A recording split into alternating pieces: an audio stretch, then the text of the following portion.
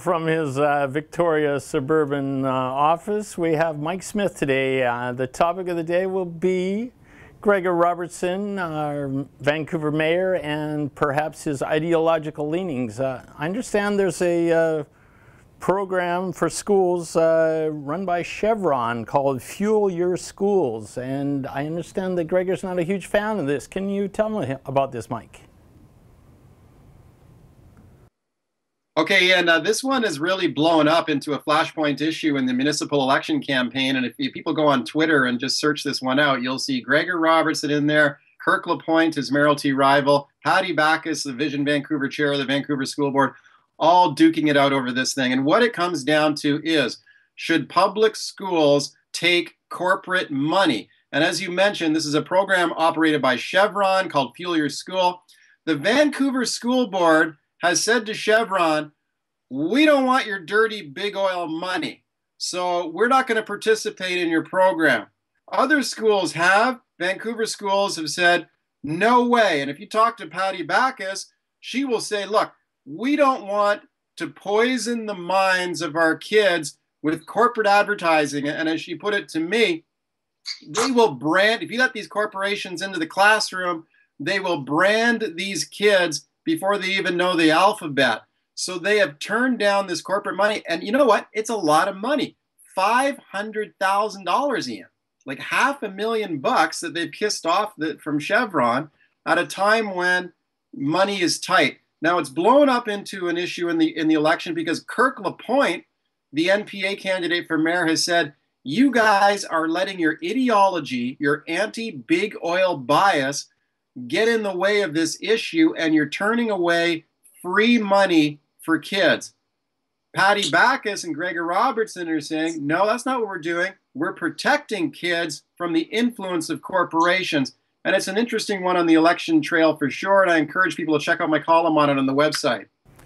So let's talk about this, Mike, because I think there are corporations that have a good rep and corporations that don't particularly have a good rep. So my understanding is that the public generally thinks that oil companies get together, they collude on prices, they seem to gouge us on a regular basis. If you go out on the street when the price goes up, you talk to people, there's not many people on their sides. Is it strictly big oil corporate money they don't like, or in general? Okay, this is interesting. If you go on Twitter, Patty Backus, the Vancouver School Board chair, she has been tweeting out pictures of how this program works, and it shows pictures of little kids wearing Chevron t-shirts in the classroom, and she's saying, oh, isn't this terrible? Well, guess what? Those pictures are from the United States, where this program is very popular. In Vancouver and a lot of the other school districts, they have strict rules on this. You can't have advertising and corporate logos in the classroom. Now, go on Kirk LaPointe's Twitter feed. He's got some other photos. He's got a photo of Gregor Robertson standing up in front of a Bell sign, and it was at an NBA event, because what happened was the Toronto Raptors came to Vancouver to do an exhibition game, and they gave some money to some local kids charity. I think they helped improve a gym at a public school. Strathcona, I believe, yeah. I believe you're right. And the Vancouver School Board happily put out a press release saying, hey, isn't it wonderful what the NBA is doing for our kids? Well, you know what? The NBA is a $20 billion corporation. And in the views of some people, not exactly the cleanest corporation either.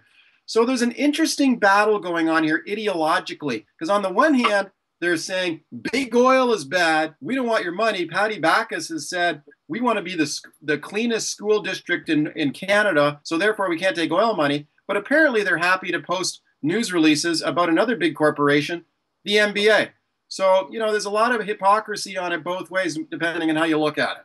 So Gregor thinks a photo op with an NBA superstar, okay. A photo op with a greedy oil tycoon, not a good photo op. Is that the difference here? This is apparently the difference, although the Vision Vancouver will also say, well, hang on a second, that thing with the NBA was done at a community rec center. They weren't in the classroom doing photo ops. But Chevron is saying, well, we're not in the classroom either. Chevron is saying, look, we're just giving the teachers the money. They can do with it what they can do the project they want to do. We're not advertising the classroom. They don't have logos in the classroom. And I've talked to some teachers who say, hey, they've taken this Chevron money and the kids don't even know where the money comes from, where the school supplies come from, because there's no Chevron logos on it. So I believe you've done a bit of a study here, other school districts. So Vancouver says this is dirty oil money, but other school districts, can you tell me about that, Mike? There are several school districts in the Lower Mainland that are participants in this program, notably Surrey, but also West Vancouver, North Van, White Rock, Burnaby, I believe. And I've talked to the chair of the Surrey School District who said, you know, we checked this program out.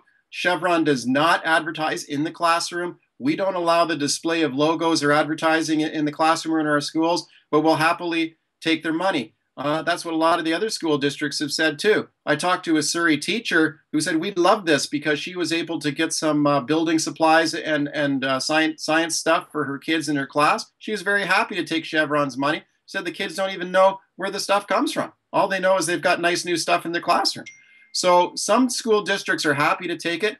Vancouver and the Vancouver School Board are one of the very few school districts in North America that have turned down this money from Chevron. So Mike, I think Gregor he's the incumbent. He has a large council behind him. He's assumed to be the front runner. Kirk LaPointe's trying hard to catch up. Is this something that he can make up some lost ground? What do you think? How are you? You're a horse race guy. What are the odds here? You know, Kirk LaPointe on the last corner coming around.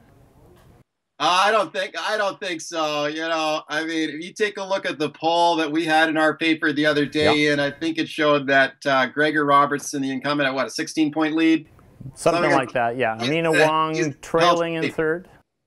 He's got a healthy lead. Whether this issue is going to make up ground, I don't think it will. I mean, Vision Vancouver seems to like this issue. Patty Backus is out there tweeting about it and talking about it all the time. Protect your kids from these evil corporations. So Vision Vancouver seems to think it's a good issue for them.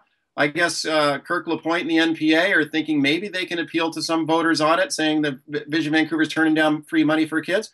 But when you take a look at those polls, a 14-point lead in the polls, that's a pretty big gap. Now, then again, you remember this woman named Christy Clark? Remember her? Yeah, a poll is a poll is a poll. What does it mean, really? I seem to recall she was trailing badly in the polls too, and she turned around and shocked everybody on election day. So anything can happen. But if you want to make me go out on a limb, I don't know. It looks like Gregor Robertson's probably in a pretty good position here. Yeah. Thanks a lot for your time, Mike. Always good to get your insight into what's going on in politics. Thanks, Ian. Talk to you next time.